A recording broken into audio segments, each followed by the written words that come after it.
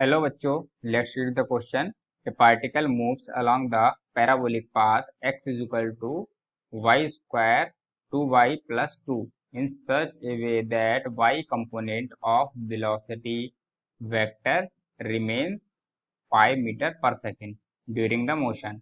The magnitude of acceleration of particle in meter per second square is. तो question हमें दिया हुआ है कि हमें पाथ की इक्वेशन दी हुई है। एक पार्टिकल जिस पाथ पे चल रहा है तो हम पाथ की इक्वेशन इधर लिख लेते हैं। पाथ की इक्वेशन हमें दी हुई है एक्स के फॉर्म में, x is equal to y square plus 2y plus 2।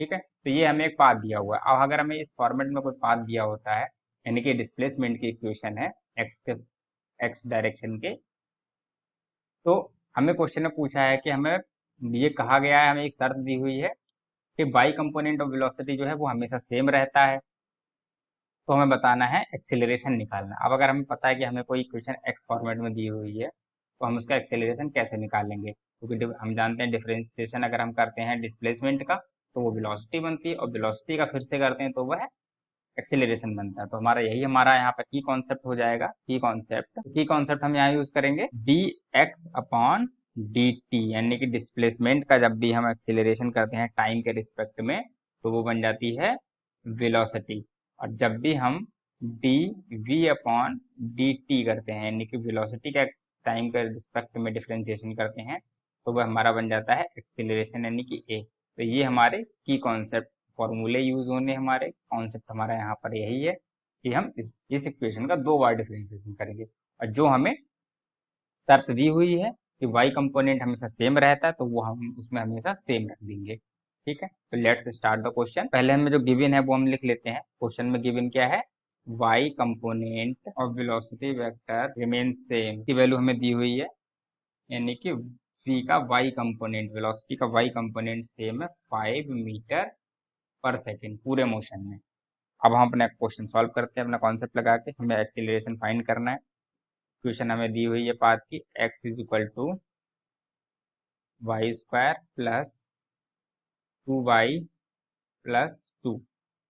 ठीक है, ये एक्स कोऑर्डिनेट और ये वाई कोऑर्डिनेट है हमारा। अब हम इसे करते हैं differentiate with respect to t, यानी कि टाइम के रिस्पेक्ट में। तो इसका डिफरेंशिएशन करेंगे जब हम, तो क्या आएगा, x का d x upon d t is equal to x y का हम करेंगे तो क्या आएगा 2y और d y upon d t. क्यों, क्योंकि y क्या है, y भी हमारा वेलोसिटी का कंपोनेंट है, यानी कि कोऑर्डिनेट ही तो है, टाइम जिसकी वैल्यू टाइम पे डिपेंड करती है, कांस्टेंट नहीं है ये जिसे हम कॉमन कर दें, यानी कि जिसका डिफरेंशिएशन जीरो कर दें। ठीक है, तो इसलिए हमने इसको इस तरह से लिया, प्लस 2y। 2y में 2 हमारा कांस्टेंट है उसे हमने बाहर रखा, और d y upon d t, ये आ गया हमारा। प्लस अब यहाँ पर दो क्या है, कांस्टेंट, तो ये इसका हो गया जीरो डिफरेंशिएशन। तो अब हम जानते हैं d x upon d t क्या होता है, एक्स डायरेक्शन में डिस्प्लेसमेंट अपॉन टाइम, यानी कि एक्स डायरेक्शन की वेलोसिटी। तो d x upon d t को हम लिख सकते हैं, d x upon d t को हम लिख सकते हैं वी एक्स डायरेक्शन की वेलोसिटी। तो ये हो जाएगी वी एक्स, एक्स डायरेक्शन की velocity is equal to 2y। अब ऐसे ही dy अपॉन डी टी क्या होगा, dy अपॉन डी टी मतलब y डायरेक्शन में डिस्प्लेसमेंट अपॉन टाइम, तो y डायरेक्शन की वेलोसिटी से हम लिख सकते हैं vy plus 2 into d y upon d t, फिर से vy। ठीक है, तो ये हमें वेलोसिटी के कंपोनेंट की इक्वेशन मिल गई vx और vy के फॉर्म में। अब हम क्या करेंगे, हमें दोबारा एक्सीलरेशन फाइंड करना, तो हम क्या करेंगे, दोबारा से इसका एक्सीलरेशन डिफरेंशिएशन करेंगे। तो differentiate with respect to t, फिर से टाइम के रिस्पेक्ट में कर देंगे। तो टाइम के रिस्पेक्ट में करेंगे इस बार, तो क्या आ जाएगा, d v x upon d t is equal to, तो यहाँ पर क्या है 2y और वी वाई। तो वी वाई और y दोनों क्या है, टाइम पे डिपेंड है। तो हम यहाँ क्या होगा, यहाँ हम डिफरेंशिएशन दूसरा वाला यूज करेंगे जिसमें दो फंक्शन टाइम पे डिपेंड है और दोनों मल्टीप्लाइड में लिखे हैं। तो हम मल्टीप्लाई वाला फंक्शन यहाँ पे यूज करेंगे। तो उसको हम क्या करते हैं, पहले हमने कॉमन बाहर लिख लिया, ब्रैकेट लगाया, और क्या करेंगे, पहले हम y को ऐसे ही लिख देंगे और इसका डिफरेंशिएशन कर देंगे। तो क्या होगा, d by d v y upon d t, और प्लस, अब दूसरे वालों को ऐसे ही लिख देंगे, डी वाई को ऐसे ही लिख दिया, और हम करेंगे d y upon d t, bracket close हो गया, प्लस अब ये टू वी वाई, तो टू है कॉमन, और वी वाई का हो जाएगा d v y upon d t. ठीक है, अब हम क्या करेंगे, d x upon d t, यानी कि इसकी वैल्यू, इसका मतलब क्या हुआ, d x upon d t, x direction का एक्सीलरेशन, तो हम इसे भी लिख सकते हैं आगे, तो ये हो गया एक्स डायरेक्शन का एक्सीलरेटर, ए इंटू ए एक्स, और इंटू नहीं, ए एक्स सफिक्स में, ए एक्स डायरेक्शन का एक्सीलरेशन इज इक्वल टू आया टू, और y को हमने ब्रैकेट में ऐसे ही लगाया, y को ऐसे ही लिखा, और d y upon d t, d y upon d t का मतलब v into y direction, v in y direction, v Y, plus v y को ऐसे ही लिखा है इधर, वी वाई ऐसे ही लिख दिया हमने, और d y upon d t क्या होता है, d y upon d t मतलब डी वाई वी वाई, ठीक है, और plus two d v y upon d t, मतलब ये हो गया हमारा acceleration y direction, a Y.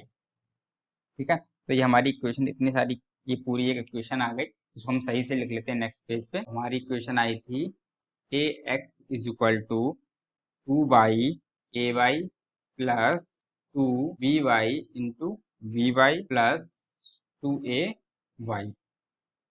ठीक है, ये सारी इक्वेशन हमारे पास आ गई थी, एक्सीलरेशन इन वाई डायरेक्शन ए। अब हमें जानते हैं, अब हमें जो जो चीजें गिवन है उनकी हम वैल्यू लगा लेते हैं। अब वी नो, हमें क्या दिया हुआ है, we know v into y direction हमें दिया हुआ है 5 मीटर पर सेकेंड, ये हमें क्वेश्चन में दिया हुआ कि हमेशा सेम रहता है। वी वाई की वैल्यू हमें दी हुई है 5, तो हम इससे क्या निकाल सकते हैं, एक्सीलरेशन इन वाई डायरेक्शन निकाल सकते हैं, इसका डिफ्रेंसिएशन कर दें, तो हम करेंगे d v y upon d t, that means a y, तो ए वाई की वैल्यू भी कितनी आ रही है, 0, क्यों, क्योंकि इसका डिफ्रेंसिएशन कांस्टेंट है, कांस्टेंट करेंगे तो 0, तो हमें दो चीजों की वैल्यू मिल गई, एक वी वाई की हमें दी हुई है, और ए वाई की वैल्यू हमें पता चल गई 0 मीटर पर सेकेंड स्क्वायर, तो ये दोनों वैल्यू हम अपने ऊपर की इक्वेशन जो हमारी आई है उसमें पुट कर देंगे, तो हम लिखते हैं A X is equal to two Y, A Y की वैल्यू 0 प्लस टू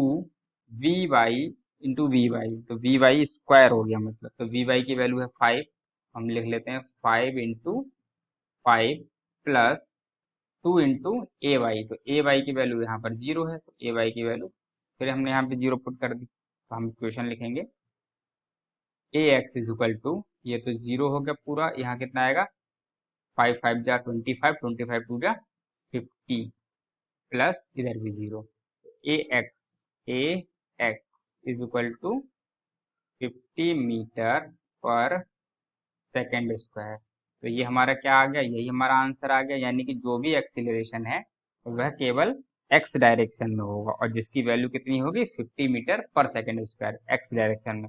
अगर हम इसको एक्सीलरेशन लिखें नेट वेक्टर फॉर्म में, तो एक्सीलरेशन की क्या आया है, एक्स डायरेक्शन, तो इसे हम लिख सकते हैं 50 i कैप, तो ये हमारा क्या आ गया, आंसर आ गया एक्सीलरेशन का। Okay, I hope you understood, thank you.